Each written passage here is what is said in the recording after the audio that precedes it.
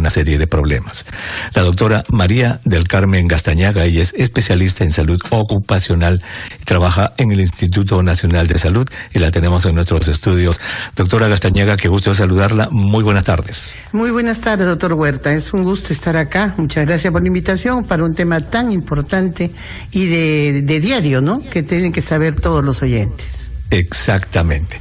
Empecemos primero, permítame hacer un paréntesis, quizás como salubrista podemos decirle a nuestros oyentes la importancia de esta noticia. El Ministerio de Salud ayer ha dado una alarma nacional, alerta nacional, esa es la palabra, porque se ha detectado un caso de sarampión en un adulto.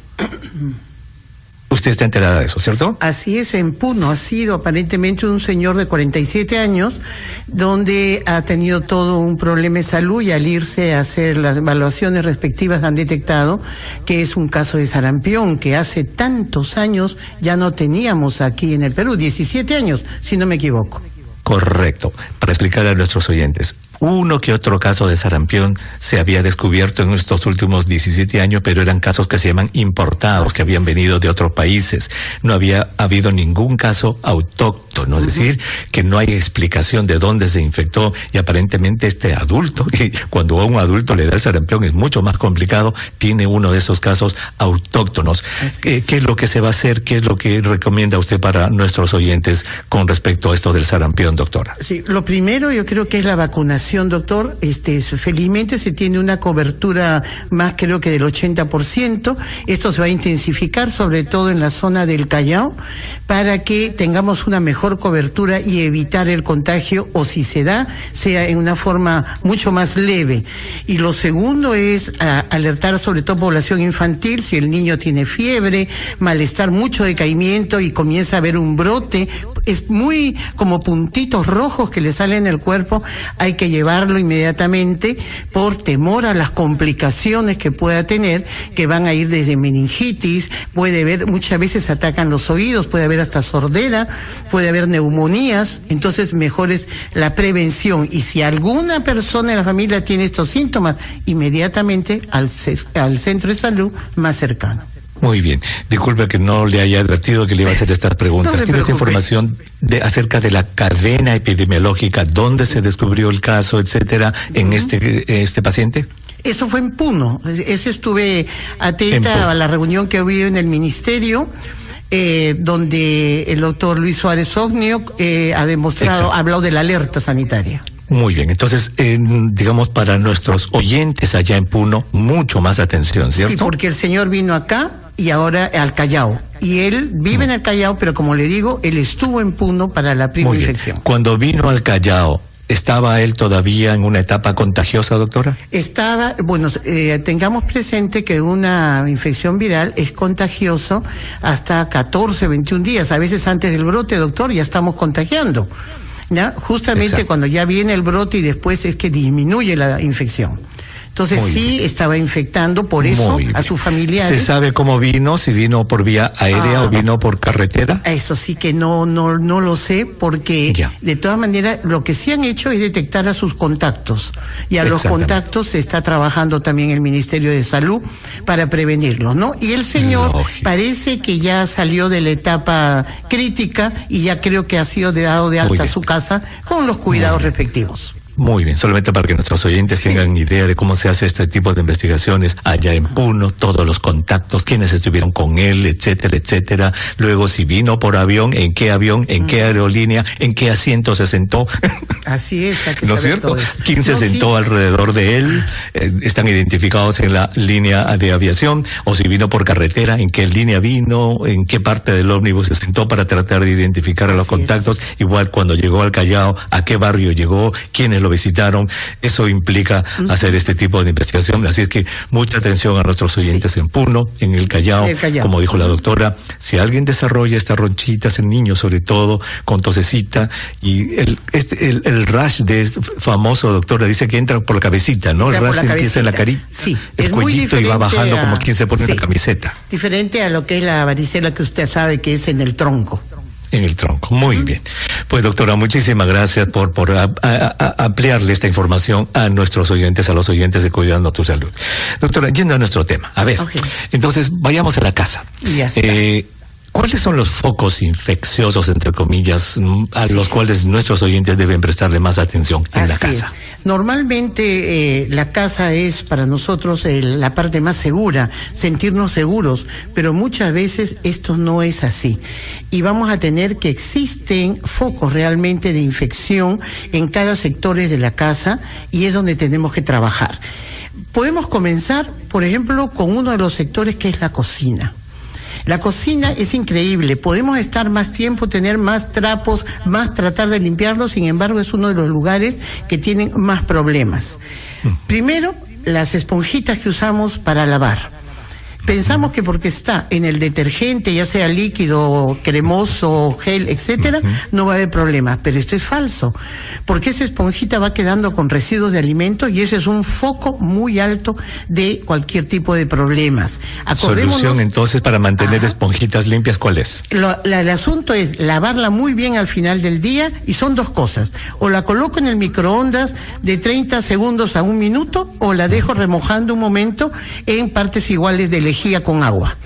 Wow, de esa manera yo me aseguro que la puedo usar al día siguiente.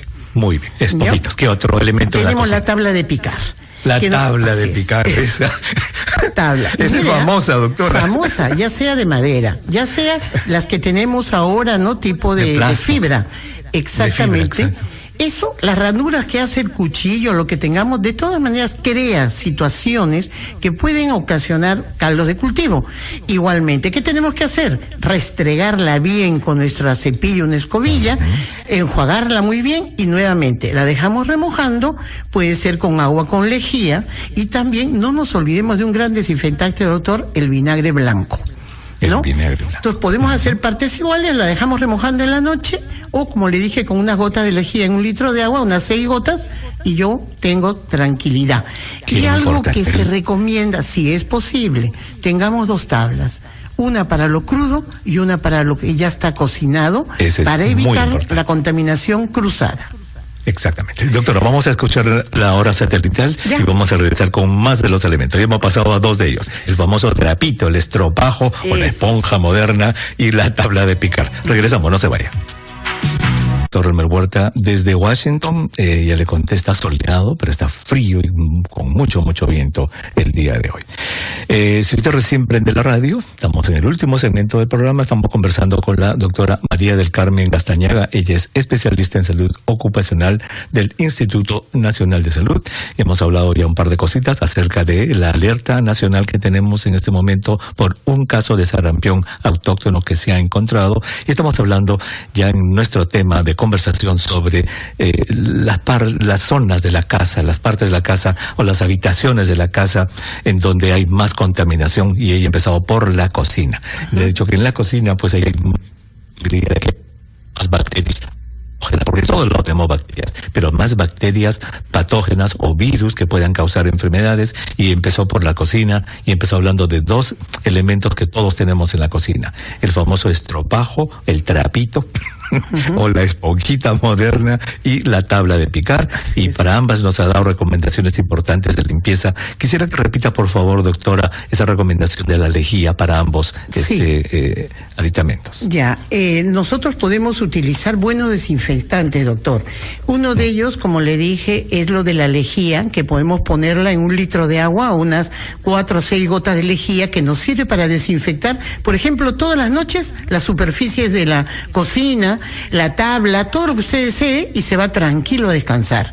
Pero hay otro, que es el bicarbonato también, que podemos poner una cucharada grande, sopera, en 1 litro de agua, y esto nos sirve para remojar alimentos, nos sirve para limpiar, desinfectar, por más o menos 10 minutos hay que remojar. Y otro, que el vinagre que le dije también, que nosotros lo podemos usar en esas botellitas de spray, colocando mitad de vinagre y mitad de agua, el vinagre blanco. Lo ponemos y es un desinfectante de uso múltiple. Entonces, mire cómo tenemos cosas caseras sin necesidad de comprarlas, ¿no? Que nos van a permitir desinfectar. Y siempre no olvidemos el limón. Exacto. Doctor, Sí. vamos a ir con el jugo de limón. Solamente quería decirle entre paréntesis, eso va con la línea de investigación científica moderna. Aquí en Estados Unidos, la FDA, el año pasado, ya ha recomendado que no se usen esos famosos productos químicos, jabones con desinfectantes, o hay líquidos con desinfectantes para limpiar la tabla, de qué sé yo. Usted nos está diciendo entonces que el ácido acético, el vinagre blanco, el bicarbonato, la lejía y el limón pueden ayudar. ¿Cómo es esto del limón? El limón también hay una mezcla muy interesante, doctor, que es limón en partes iguales más agua más vinagre. Y esto nos sirve también, por ejemplo, para desinfección, ya sea de verduras, para desinfección de frutas, para también desinfección de superficies, ¿no? Entonces vemos que son cosas que las podemos tener en casa. Y hay una última que se está usando ahora mucho, que es el agua oxigenada. Creo que recién está teniendo un lugar que le corresponde, que es blanqueador, desinfectante y es fungicida. Entonces, una cucharada sopera en 250 mililitros de agua le sirve a usted para desinfectar. Es muy bueno. El agua oxigenada por taza, porque las otras recomendaciones que dio fueron por litro. Litro tiene 4 tazas. Entonces, para los otros eran 4 a 6 gotitas de la lejía por cada litro. Era una cucharada de bicarbonato por litro. En cambio, para el agua oxigenada es una cucharada sopera por taza. O sea, para un litro serían 4 cucharadas. Es excelente para otro punto de la casa que es crítico, que es el baño. Y en el baño vamos a tener la ducha. Las duchas, todas las superficies, a veces nosotros terminamos de utilizar, salimos y cerramos el baño. Tenemos que dejarlo ventilado. Y debemos, por lo menos cada 15 días, en una bolsa colocar eso que le dije del vinagre con el agua y lo ponemos en la cabeza de la ducha. Lo amarramos una media hora y va a ver usted cómo eso desinfecta y evita que los microorganismos invadan estos cabezales que están en la ducha. Entonces, este es un punto muy interesante y cada 15 días lo podemos hacer.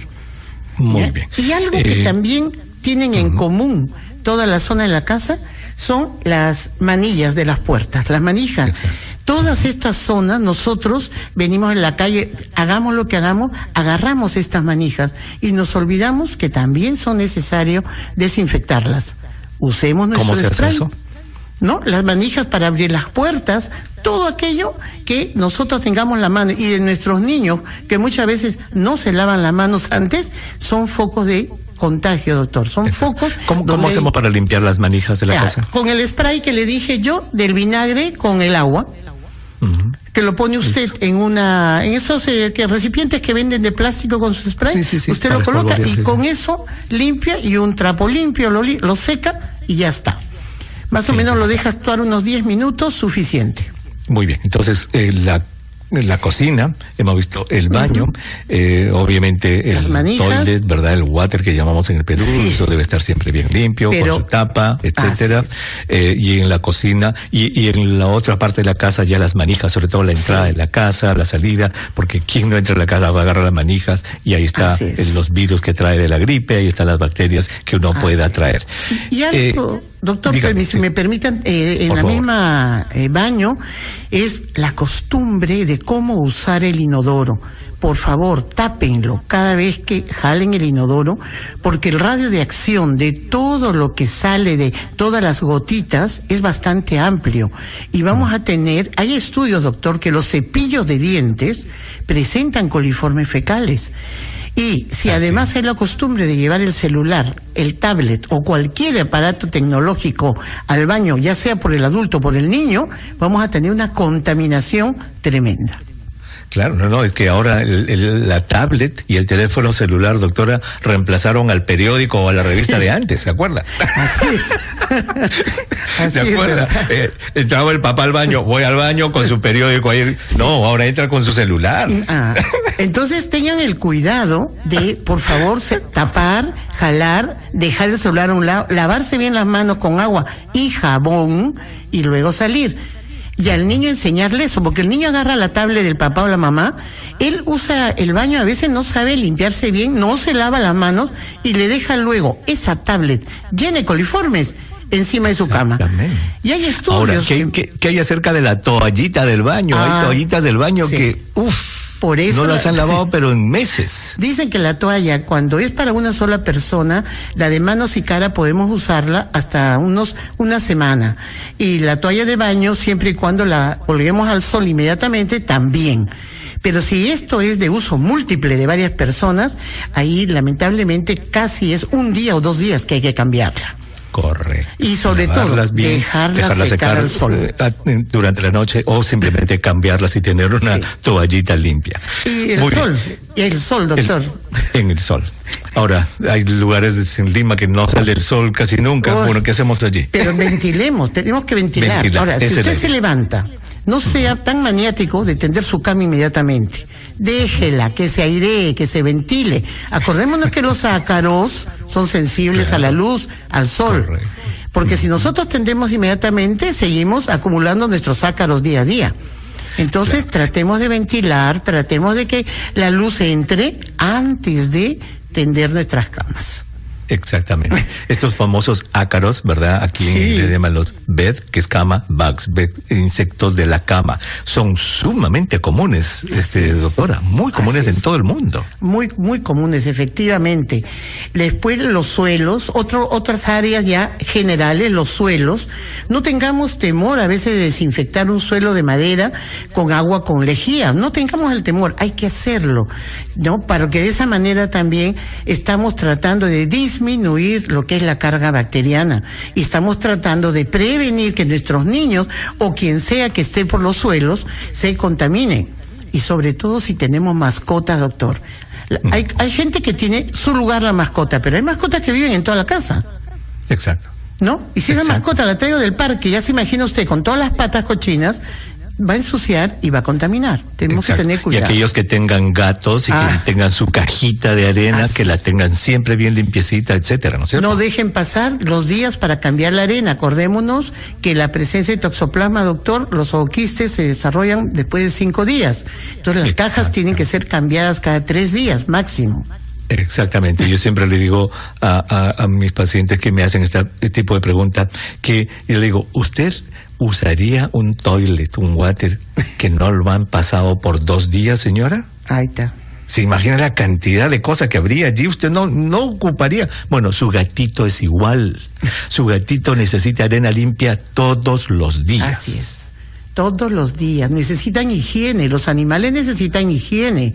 Entonces también nosotros tenemos que hacerlo. Si tenemos animales es porque tenemos que también tener un tiempo para ellos y para evitar que ellos sean vectores de enfermedades. Muy bien. ¿No? Doctora, tenemos que ir cerrando. Ya nos queda medio minutito. Por favor, háganle a nuestros oyentes un resumen de lo que hemos conversado. En medio minutito. La casa, como les digo, tiene que ser lo que se llama un lugar de confort. Y confort no significa comodidad, sino prevención de cualquier problema a la salud.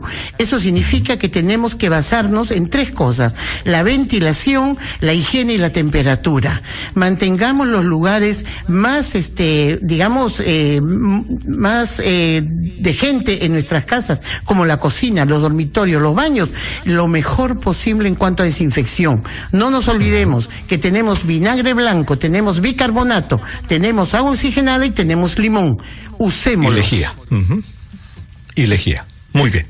Doctora, muchísimas gracias por haber estado con nosotros en el programa. Muy agradecido. Gracias. Hasta luego. La doctora María del Carmen Gastañaga, especialista en salud ocupacional del Instituto Nacional de Salud, estuvo con nosotros. Bueno, no hay tiempo para más. Muchísimas gracias por haber estado con nosotros. Hoy día Amelia Villanueva produjo el programa.